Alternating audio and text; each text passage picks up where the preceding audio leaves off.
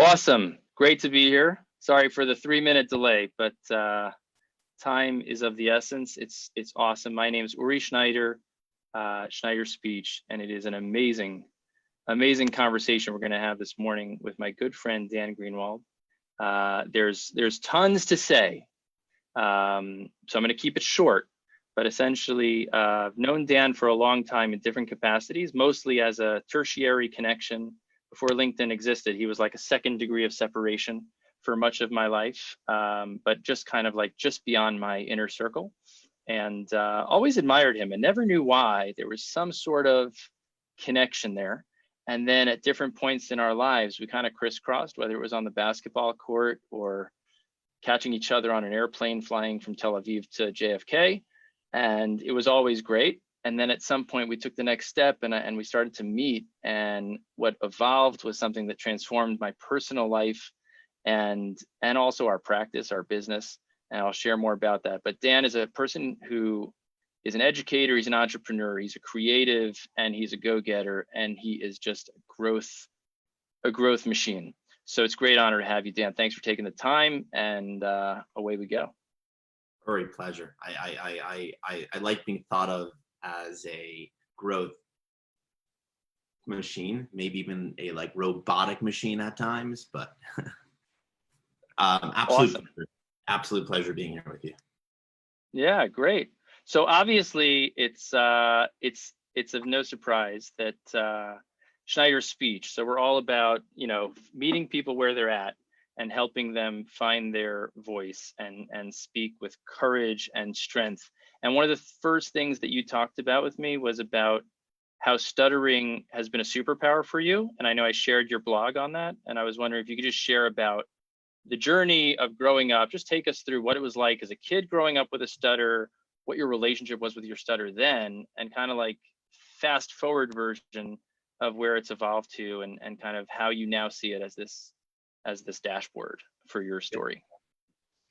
Sure. So most of my life, it wasn't a good thing, right? The stutter was something that I believed was the root of all bad things for me, right?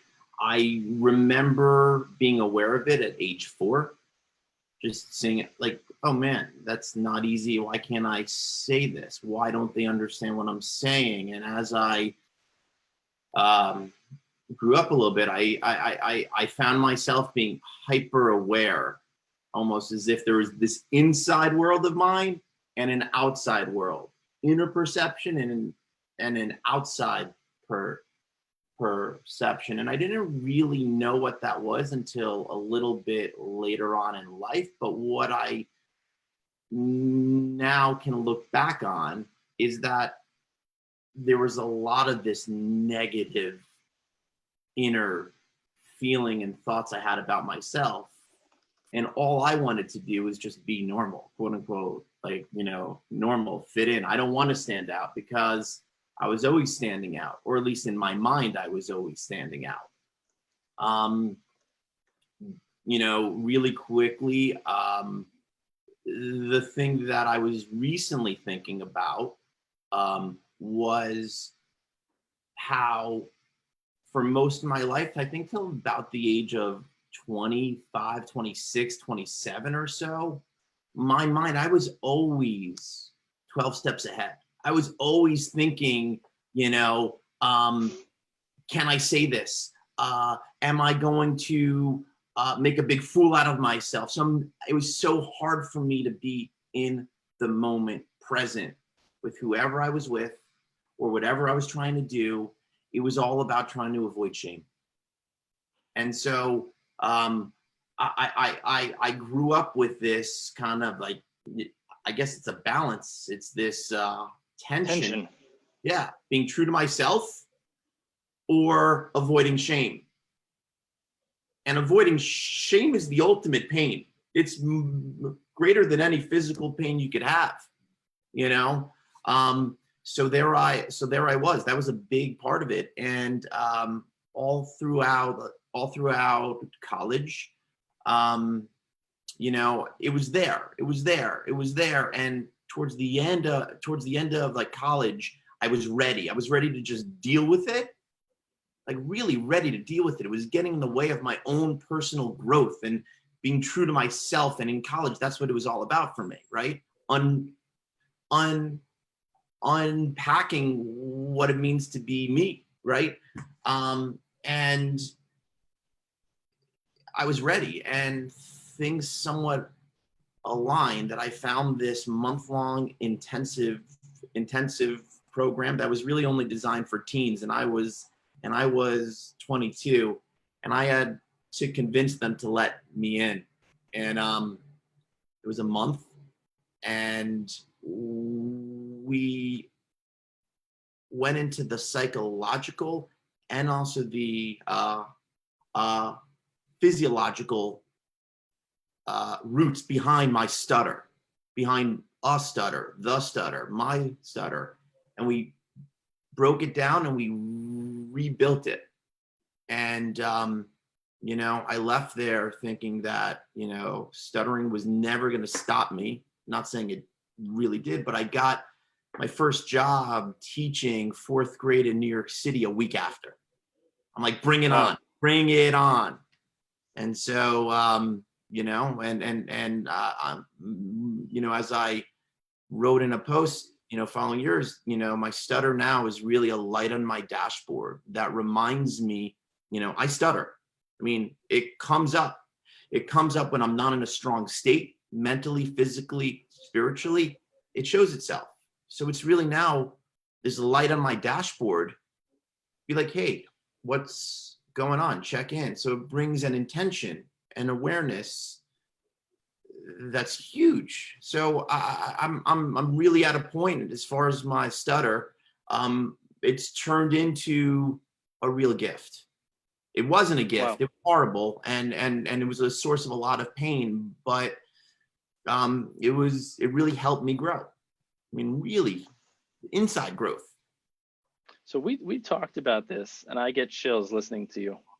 I get chills listening to the authenticity and the raw, real way that you don't have that tension of the inside and the outside of trying to put on the show and trying to fake everybody out as you did and as you described. And as so many people who stutter, you know, feel it's just about getting by, right? It's about stuffing it in. It's about hiding. It's about not getting caught with your pants down.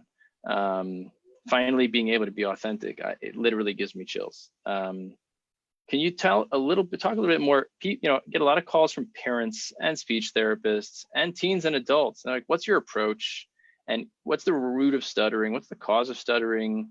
And you talked about that program, which I think was in the New England area with Adriana, our good colleague in New England, Adriana DeGrandes. And you talked about the two sides, the psychological and the physiological. And then you talked about also how, you know, the right time in your life. So can you talk about maybe like, what are your thoughts about stuttering and individuals? Is it psychological? Is it physical? How do you tease that apart? And then the idea of like what you're ready for at different points in life and how soon results are expected. And then I'll throw in on top of that, the different stakeholders involved. Perfect. Again. So I remember at age first grade, because my mom used to pick me up from school. We used to go to this like therapist on East 96th Street above this like podiatrist. And I remember that. I don't know why I remember it, but they gave out these awesome pens with these colorful feet at the end of it. And I always would walk away with. And there was this terrific candy store across the street, had the chocolate broken out in the like triangle bars that my mom loved and big jars. That's all that I remember from that speech therapy. Throughout my life, I went to different type of therapists. I guess they each had their own, you know, way to solve my problem, to get rid of like stuttering or whatever pitch they did to mainly my mom or dad. And me, I think my mom or dad were very in tune that there was a little bit of it, that they saw some sort of inner suffering, or at least their perceived inner suffering. I remember there was one therapist I went to that was all about slow down, Dan, just slow down.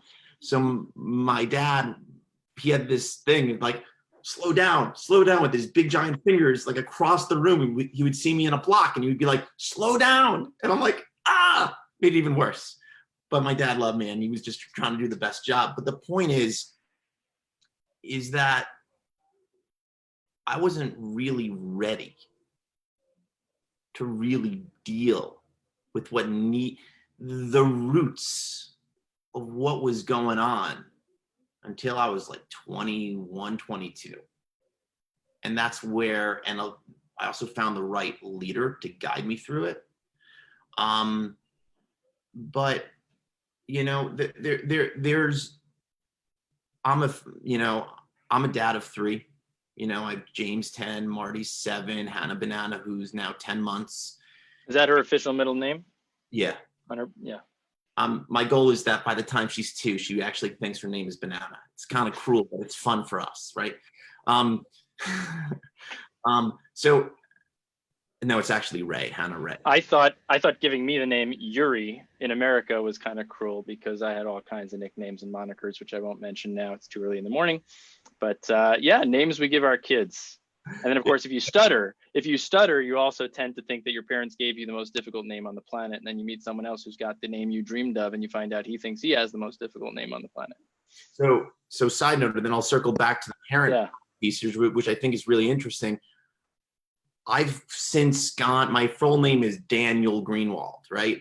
I have a hard time saying Daniel. I've always had a hard time. I don't have a hard time saying Dan, right? So I decided to make a choice in my work world. I'm just going to go with Dan. There are all these different choices that we make, whether it's, you know, a stuttering or not stuttering. We all make these type of choices because life is hard. Life is hard. We got to navigate it. And so adapt. Yeah. And that's one example, to be honest, be straightforward. Yeah.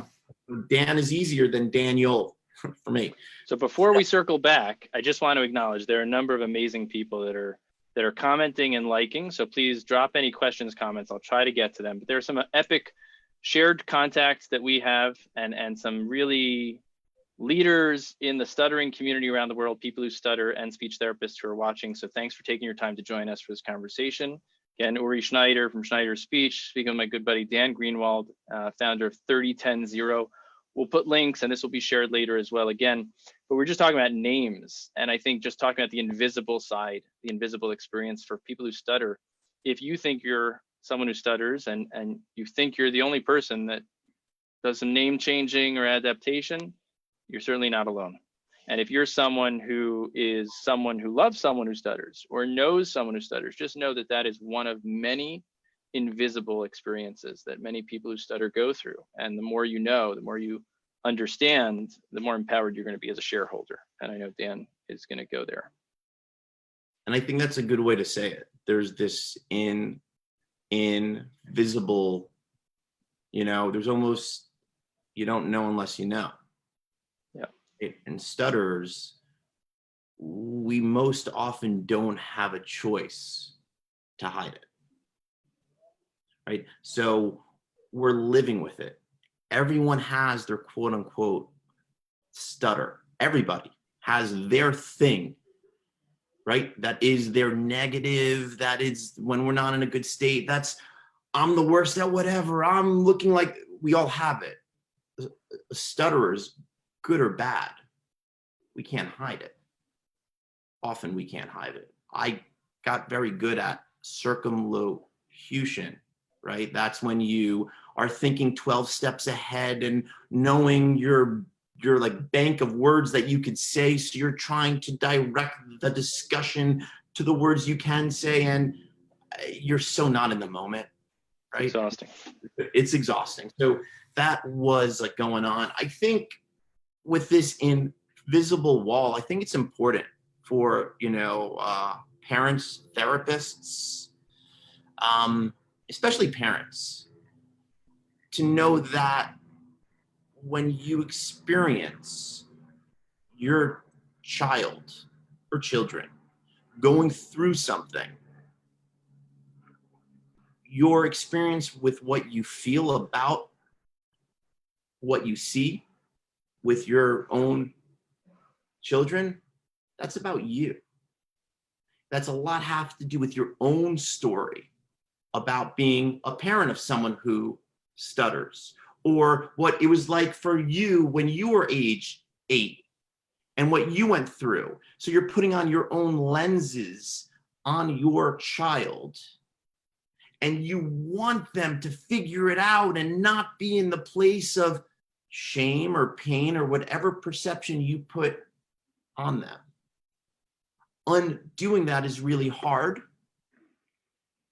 but it's really important to supporting your child navigating the life journey of a stutterer. Right. I think both of us, I think we're both comfortable to say we're striving to be great dads. We're both very imperfect and ultra unprepared, learning on the job training. So I think for parents out there that are struggling and kind of pulling at straws, what's the right thing for my kid? I think I just want to say there is no right, but there are certainly some wrongs. And I think Dan's wisdom here is, not to project and not to assume, but to somehow find a way to stay connected and to stay curious and to stay supportive, even in difficult moments. And one of my dad's best lines is, play stupid. Oh yeah, I know, I see you're upset. I don't know, what's up? Just don't assume too much. Even if you do know more, let the person tell you more. Open a line of communication. Do you have any memories, Dan? And this might touch a chord. And I know your parents were such exceptional people. And within the past few years, I know there's been a big part of your evolution the past couple of years was losing your great parents. Was there anything that stands out to you in ways that they were there for you or supportive that you would hope others might take lesson from? Or ways that you wish they could have, because you know how much they wanted to be there, but with all their best intentions, there were some things you wish they had done different. Yeah, they were always there for me. And I think that whenever I told them that I needed to deal with it, I didn't like it. I didn't really speak about it much. I wanted to just be accepted, normal, quote unquote, normal, right? Right. But when I did speak about it, they would jump on whatever they could to help me, kind of navigate it. Thinking about it now, right now, I felt very alone, not because they weren't incredibly, loving and, and spending time with me or whatever. There was the only time I felt a comfort was when I was outside in nature, by the way. I've been thinking a lot about this, and my folks, my dad, we spent a lot of time outside in nature, and that was really helpful. I'm not sure he meant to help me with my speech to go out in my nature, but it was incredibly helpful because it just, it helped ground me. And little did I know, now at 43, all of those roots of nature, it just helps me understand that we are human creatures, which is the root of understanding how we work and how everybody is. So, I would say that one thing I really did appreciate, and I think it's great for the parents to do, again, right age, not for all children, but the connection with my parents, and I try to do this with my kids when we're trying to navigate what they're going through, is being super honest and like vulnerable with what I went through, not trying to compare it, right, but to be like, hey, you know what? Example right now with my kids. I'm working on being a better listener, okay? All those years of circumlocution, of always not being in the moment with people, and also having other people finish what I was trying to say. Now I'm not in that boat anymore. So when my kids are going to be like, this is why I should have 17 hours of screen time, Dad, my head's about to explode. And I quickly, but what they have been saying to me is like, Dad, you never let me speak. You never let me speak. One day I was out with them and I go, guys, I've been thinking a lot about this and I think you're right. And I just want to let you know that I am working on this. And I think the reason why it's so hard for me is because I grew up with this stutter. And I never had I would get caught in a block and people be clear what I was about to say, so people would say it. So I have to relearn that. And I just want to let you know that that's what I'm really, also working on. So bringing that like honesty and vulnerability and kind of modeling that for your kids, because that's what it's going to take. Whether you're 8, you're 17, you're 20, you're like 43, being able to be honest and open with yourself and modeling that, that's, I think, a key point for any parent. I thought I couldn't lose the figures of speech. You said your dad grounded you in the outdoors, and you felt grounded and you had your roots on the ground and that feeling of stability. It reminds me, my dad interviewed David Shapiro, who wrote one of the great textbooks in our space, and he lives out in West Virginia. And he talks about his therapy experience as a kid who stutters. And he talks about the most memorable thing was no technique. And it wasn't the pens with the feet that you got on 96th Street. It was the therapist said, well, what do you like to do? And he said, I like to walk in the woods. And I'm not recommending therapists do this without checking with parents and following all the best practices today. But at that time, that therapist would take him for walks in the woods. And in the quiet, there was more spoken, there was more conveyed in that listening to the silent conversation. And that's what he cherished. And I think parents that can learn to exercise what you're talking about and what I experienced, as you know, two of my kids are less chatty than I am. And so I have to learn that spending quality time with them is not always filled with words, but it's just filled with quiet moments, holding hands, walking on trails, or just taking a walk around the neighborhood. So for parents, I think groping for the right thing to say, sometimes the right thing to say is to actually turn on the listening. And, when you don't know the right thing to say, you can't do harm by listening. You can certainly do harm by saying the wrong thing. So listening is always healthy. And I think two follow-ups. I think one of the keys for me and why that month-long intensive really helped me. The first day we got there, we sat down. I forget who it was. Anna was there. I think Linda was there. I'm not sure if that was her name, but there was like 6 of us. They handed around this bowl. In the bowl was chocolate chips, raisins, and a walnut. Pass around. Each one, take one. Okay. We're gonna close the lights, put it in your mouth, and listen. They introduced me to mindfulness meditation, in which what they were doing was bringing an awareness to our mouth, our physical mouth, our tongue, what it feels like, what's going on. And for the first time, I was a spring. I was a wound up spring, right? From that circumlocution, that this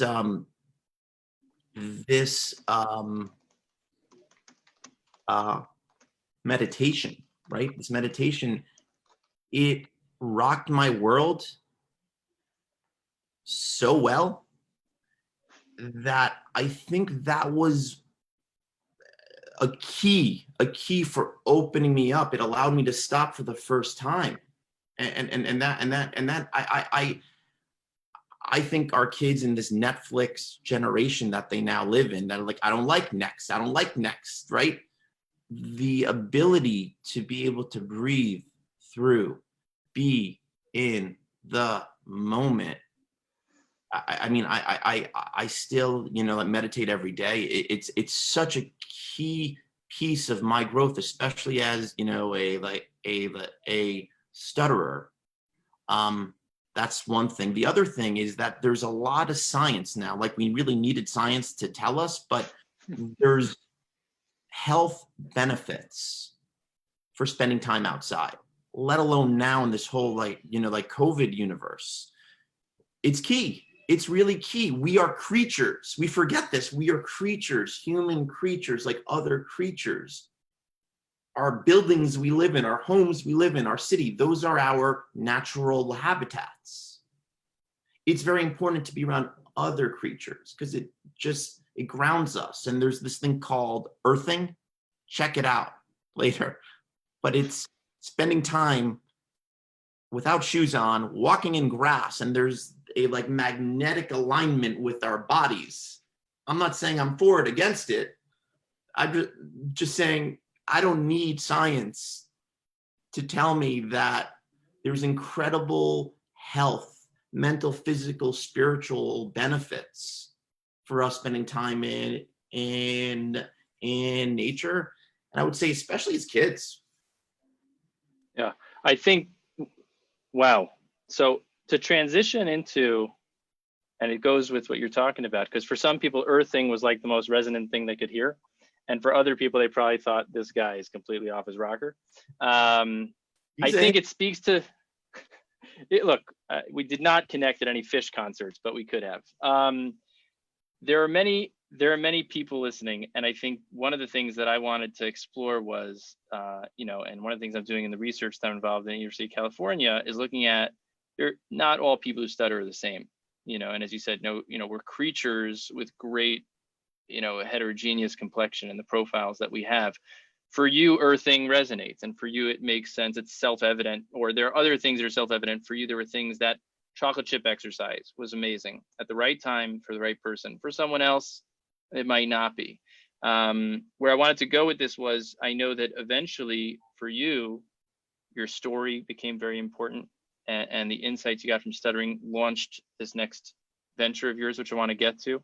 Sure. But maybe just share, what were some of the things that were important to you that were alternative type stuff? I know you have the drumming exercise, which is a big part of your journey, and other pieces here. And I think just talking about, because for parents, one of the things that surprises people is I was talking to some parents and say, well, how do I help my kid when he's stuttering? And I said, the same way you want to check when they're misbehaving, like the basics. Are they well fed?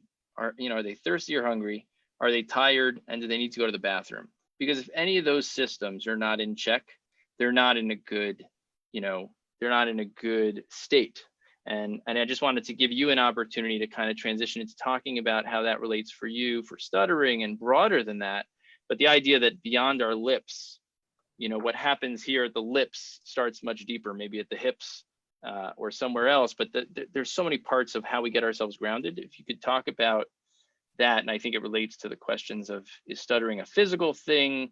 But how could it be a physical thing? When I get anxious, or when I see my kid get anxious, that's when he stutters the most. It must be an emotional thing. And I think you have a great way of talking about that. So if you could share a little bit what you discovered for yourself and what could be helpful for others. Sure. So what I saw, I was young when I saw this, but when I was in the zone, whatever that means, right? When I was in the zone, I didn't stutter. Okay. And so,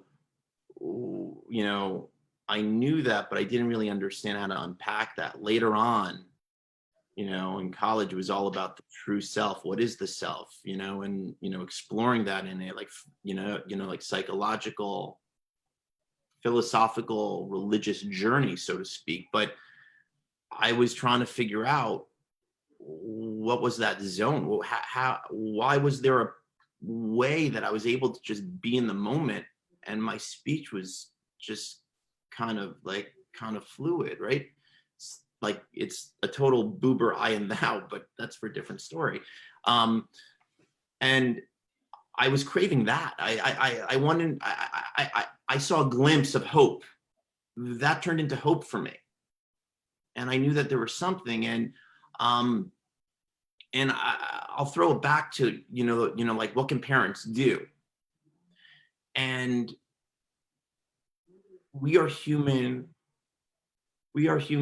creatures. We have a mind whose sole purpose is to keep us alive,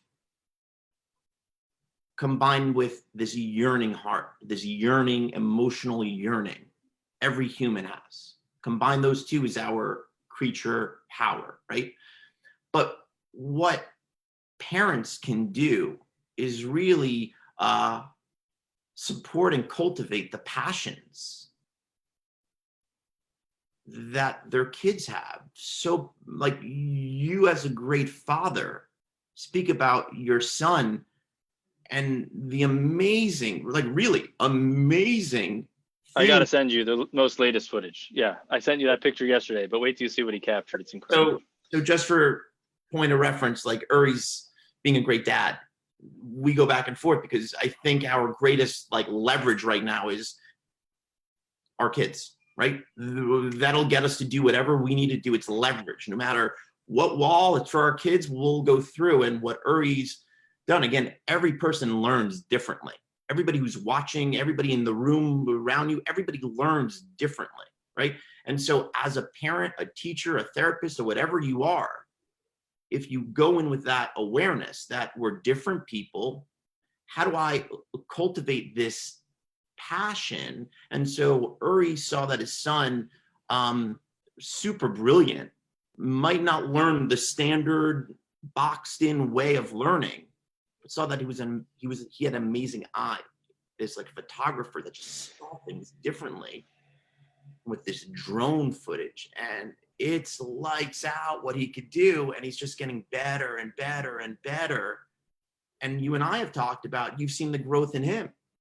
And so this isn't just about a, like, stutter, right? It's about, you talk about the deeper aspect, like physiological, psychological. It's about the human element that I believe that everybody has the power to change, right? That power to change comes when we're able to tap into that yearning part of us. Because the mind, we also have the human mind. Our mind is designed to keep us safe and alive. Our mind doesn't care if we're, like, happy or fulfilled. So there's that. I think you just hit it on the head, and it's a perfect segue. The question I'm hearing from a lot of people is, what in the world is 30-10-0? And the way you're talking now about this business about the mind is there for us to survive. It's a survival mechanism. So fight, flight, and this stuff. And everybody talks about and posts all over, how are you surviving these days? And as long as we're in a survival state, I mean, that's important. And our hearts go out and our thoughts and prayers to anyone and everyone who should be dealing with any kind of health issues or mental wellness issues or financial issues. But the goal is, once you can secure some of the basics, to not be in a survival state, but try to be in a thrive state. And obviously that's how you try to live. Can you talk about, these are a lot of high language, Sure. And maybe that's a good bridge into 30-10-0. You're talking about an early age, feeling in a flow state, feeling like in the zone, and then identifying what those things are for ourselves, for our kids, and nurturing those things. Can you share a little bit about this venture of yours? So, yeah. Straight out of college, so I'm trained as a teacher, educator. Trained in curriculum design. I love building things. From a very young age, I as you guys, I guess, see, I've been obsessed with, how do I change me, but how do people change? And how do people become great and peak state? And that's my domain, so to speak. And I guess it was really quickly from the time of 2012 to 2016, as we all go through our own stuff, I had a lot of loss. I had a number of people really close to me pass away. But two of those four were my mom and dad, and young, very close friends of mine under the age of 41. And so it took me a little bit of time, but I got hit with this dose that life is really short. What do you do? Everybody gets hit with that. It's part about being a like human being, right? What do you do? What I did was I created my own system and framework for myself that would keep me focused on what I really was passionate about, what I care deeply about. And that shifts over time, but I didn't like the fact that I care so much and then life does what it does. And I'm, wait, what am I doing again? Why? Wait, so I set up this system. It wasn't named. It was my own personal system to keep me focused in what was most important for me, right? My target, leading into my focus, what areas of focus were key to helping me achieve that target, which then led to specific daily, measurable, easy to win actions. That turned into 30-10-0, your 30,000 foot view of what do you really want. 30,000, when you're on an airplane and you're looking down, you're at 30,000 feet. Things are so clear, there's no noise. 10,000 foot view are not more than 4 or 5 areas, key areas of focus. Examples might be like being in a strong state. What do I need to do every day to keep me in a strong state, mentally, spiritually, physically? Because if we're not in a strong state, and we get into that, that's a whole nother piece, then everything feels like we're going uphill. Everything. As a parent, as a student, as someone making a phone call, as a like stutterer, as in anyone, if we're not in a strong state, everything feels hard. Okay. And then then that leads to specific, easy to win, measurable actions. And then what might those be? Just as an example or two. Meditate, right? Did I sit and meditate? And I know that I'm a superhuman if I get a 15-minute meditation. 15 minutes is hard. 3 minutes is a win. I get to check that box. Did I work out? Working out for me is just waking up and doing, I do 15 squats in the morning and 40 push-ups. If Marty starts counting, I could go up to 60 push-ups because he's my leverage. He does something for me, right? But there's specific process in which you identify the target of what do you really want, not just the generic air is good, not just the money, love, family, but what do you really want about like what's important for you? And if you could uncover that, and there's a process for uncovering that, right? That piece that I wrote, that's, yeah. Where's that to be found? Just if people want to find it, what's the website? So you could I'll type it in. So you could go to dangreenwald.com. I have 4 posts there, blog posts. I started writing just for me, but a lot of the themes have been about humans as, like human creatures, and the idea of needing to deconstruct ourselves so we could reconstruct ourselves, right? So what ended up happening, I was doing consulting work for tech, and specifically in the ed tech world, and like clients started asking me for the spreadsheet I was working off of, and they started paying me to help them create their own. And my background's in this, like, like curriculum design, so I created a process, and that's now I guess going on 2 years, and you went through it, and it continues to evolve, and God bless, I'm extremely humbled that other people find it very helpful in all sorts of different ways, from young, older. It's designed for the human creature, right? And everybody starts, there are 2 steps, right? Step 1 is this concept called story watch. Story watch is, your weapon. Everybody, all humans, the stories in our mind are what make or break all of us. All of us. The stories, limiting beliefs, or the voices inside of our head, whatever you choose to call them, those are what pop up and stop us. The mind is designed to keep us alive. the three ways that it keeps us alive is homeostasis, right? Our fluids, our measure, we're all aligned and alive. Our mind acts as a file cabinet. It puts our, like memories, experiences in the right place. And the third is that it creates stories that drive our actions. Example of a story.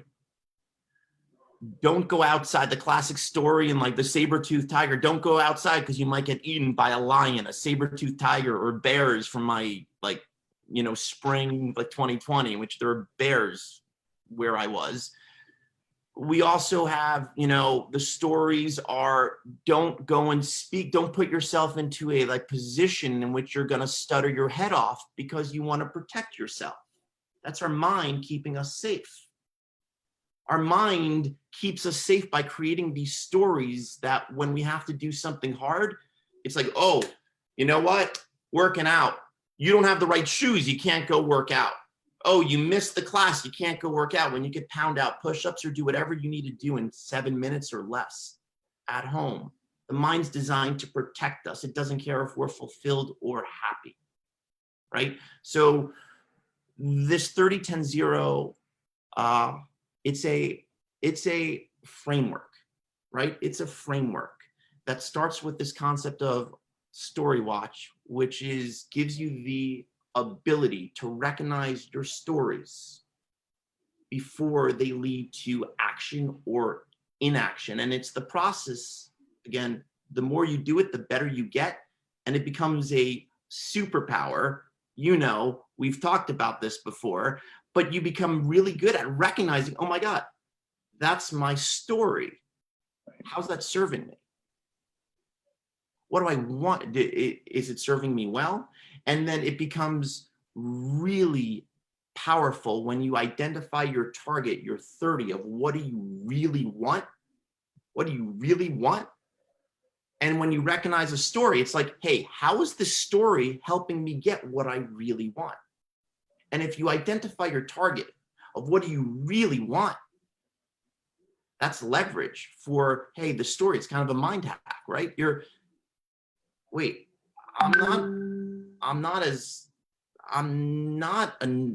I'm pretty good. It's not helping me get this. So it's not serving me, and you could change that pretty quickly. There's a whole process that people go through in these story watch trainings that we have. As I'm thinking about it, and clearly I just want to emphasize, if you're a person who stutters, this might make sense to you.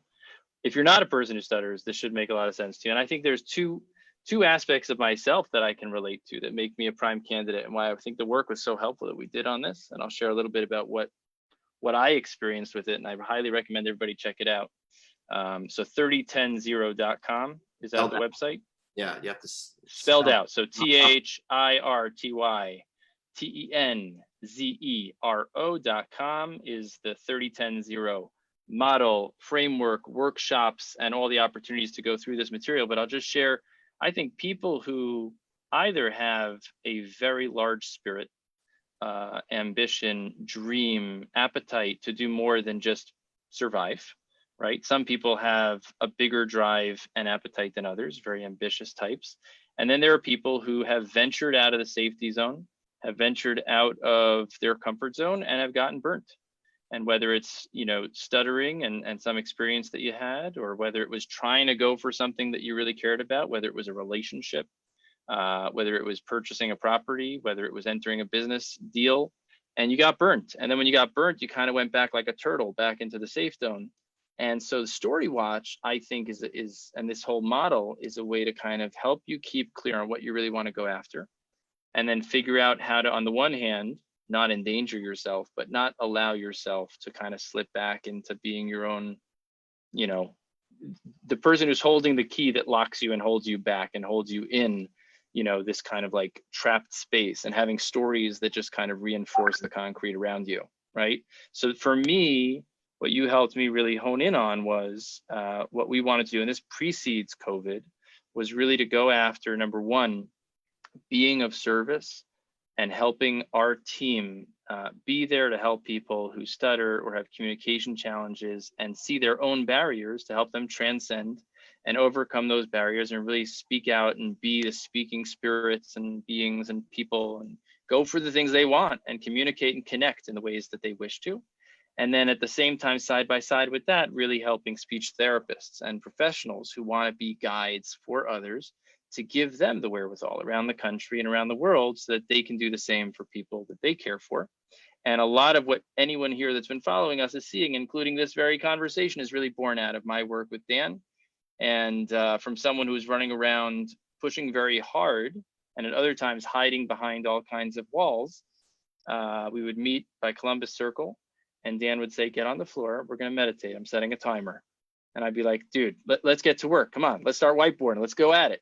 I say, no, we're not in a state. We're not in a strong state. And what Dan helped me identify was at times what I needed externally, the feedback to kind of help me get checked. And then ultimately giving me the wherewithal to kind of have that dashboard for myself to identify, okay, I'm feeling kind of tense. I'm feeling kind of pessimistic. I'm feeling like a scarcity, red ocean. Let me check in on my state. And what are some things I can do to shift that state? And this has been some of the most liberating and empowering and has opened up a whole new chapter of productivity, but also inner purpose and mission and drive. And it hasn't made things easy for me, but it has made things much more focused and my priorities feel at least more in front of me, more in check. And the things that are in my way or had been in my way, I've been able to kind of identify them and put them in their place and try to amplify, really going after what I want. So from a personal point of view, from a business point of view, Dan has been, he's turned on my growth machine in a way that it was churning and huffing and puffing for a while, but this model and working with Dan did a lot for me. Big impact. That's what you are. You are a impact making machine. I mean, like we all are, and I think that's what it's about, right? That's what gets you going. I know that's what gets you going. Figuring out that the world has shifted, and your mindset was like this even before the world started shifting with this COVID. About how do people learn? What's the role of technology? How can we meet people where they're at and have these authentic learning experiences around stuttering, but it's not just really stuttering, and applying your expertise to that. And then like COVID hits, you're at the top of the 10-foot, 15-foot already surfing, doing it. So I'm so psyched and appreciative from like the stuttering tribe that I am deeply a part of to, the world of the work that you guys are doing. I'm really excited to see, this course that you built out, but also how this course is going to evolve. Right. And you and I have been talking about it to meet not just where folks are now, but where things we know will be. And so one plug I would say, if you want to see more about what Dan is talking about, on our homepage, schneiderspeech.com, you can see, working one-on-one. You can see the group work that we're doing that's more affordable and accessible to people, especially now. And then the third thing is this online course. And just today and last week, Dan and I are talking about how to reiterate that in a way that's far more reflective of how deep and how dynamic that can be. It's not an online course, so more to come. But what I want to focus on that is that the model that Dan is talking about is something that all of us desperately need, which is a dashboard. We don't need to be told what to do. We need to figure out how to get the navigational intelligence to recalibrate and shift and adapt as we go through things. So whether it's your mouth doesn't cooperate when you expect it to and to say the right word that you were hoping it would say, how do you what's your dashboard? For my father who's dealing with Parkinson's, what are his core principles? What are the things he really wants? And how does he shift and adapt as situations come up? And all of us have that. And so for me, very honestly, every time I want to put something out there, there's a tremendous amount of fear. Will it be something that people will like? Will it be something that will make an impact? And then once I do put it out there, I'm always thinking like, I don't want to be too headstrong on what it is. I want to adapt. At the same time, you can't lead by consensus, dealing with all these things and figuring out, what's my GPS for this and what's really driving me and what are the things that I need to check in on. That's what this model has done for me. So I would encourage everybody to check out 30-10-0 and check out Dan's blog, which I linked here below. If you don't see the link, you can go to dangreenwald.com. And if you want to learn more about 30-10-0, just spell it out. 30, the word THIRTY, 10, TEN, 0, ZERO.com. And you can see more about this model. Dan, any additional pearls you want to stick in before we say good morning? Yeah. If anything, like really resonated with anyone, feel free to reach out to me, like one-on-one. Be happy to talk more about this. 30-10-0's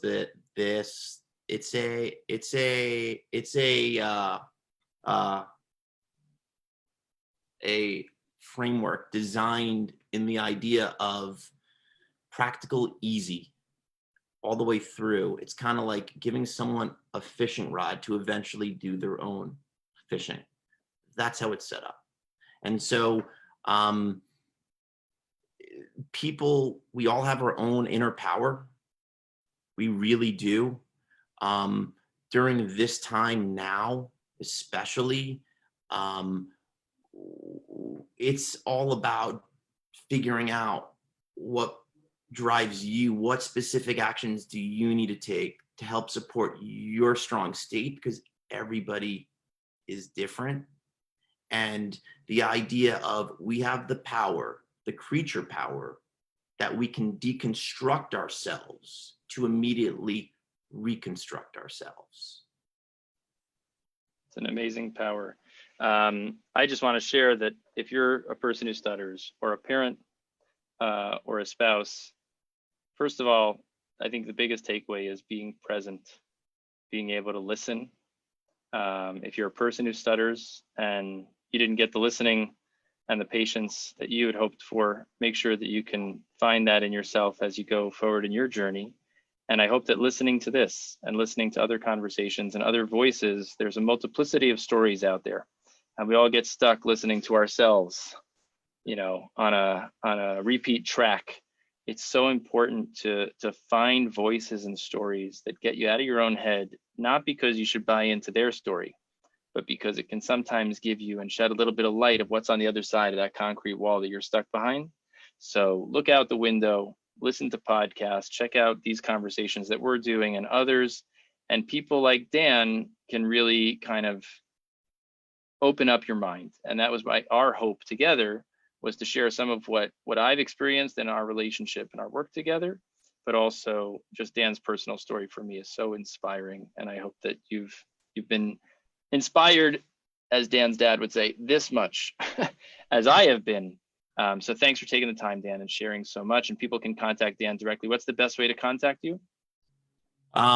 Any social, you could also just email me, Dan at 30-10-0 spelled out. I see that all the time, probably too much. Twitter is good. I've been into like Twitter lately. Facebook, wherever. It's not hard to get in touch with anyone these days. So I check them all. Totally. Amazing. So reach out to Dan. Stay tuned on Sunday. I'll be having a great conversation with Tom Sharstein from Florida, an entrepreneur, a former board member of the National Stuttering Association. And he's got a brand new project that I'm excited to talk about and share with everybody, and obviously hear his story. Then I'll be meeting with Scott Yaris, my colleague in research, mentor, and probably the most prolific contributor to the research and space of learning more about stuttering and help people who stutter. And then following that, I'll be connecting on Labor Day weekend with Carl Coffey from Tennessee. I'm really excited for that conversation too. So wishing everybody a great day. Stay safe, stay healthy, and figure out what you want and just go for it. Figure out what you need and just break through. All right. Thanks a lot, everybody. Have a great day.